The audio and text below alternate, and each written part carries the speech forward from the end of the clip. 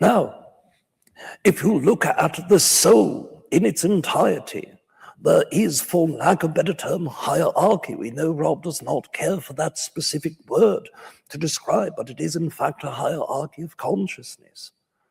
There is the you that exists inside of your body, a small percentage of the overall soul.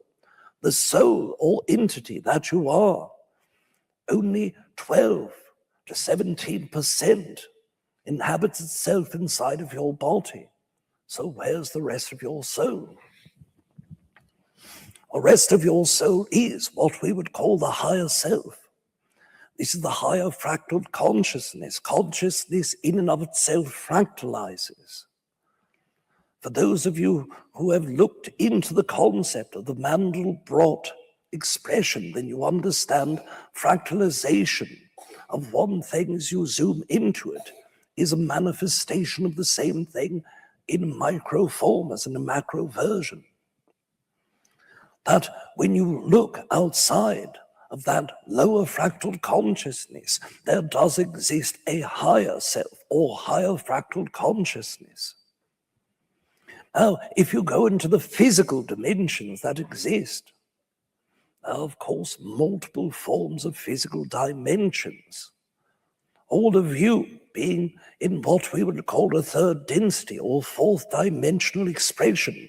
This is where humans are moving into another version of that reality, transitioning consciousness into a fourth density version of consciousness or a fifth dimensional version. All of you are at the very first step of this. And of course, beyond this is your fifth density, sixth dimensional version of your consciousness in a soul. That is your higher self.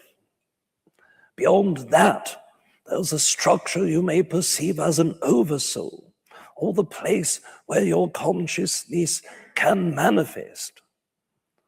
Past incarnations, future incarnations, parallel incarnations. And that exists in a greater realm, where the soul itself, the entity itself, is a simple, small billionth of a fractal of that oversoul. Then all of the oversouls that exist upon earth collectively create the entire consciousness of the earth.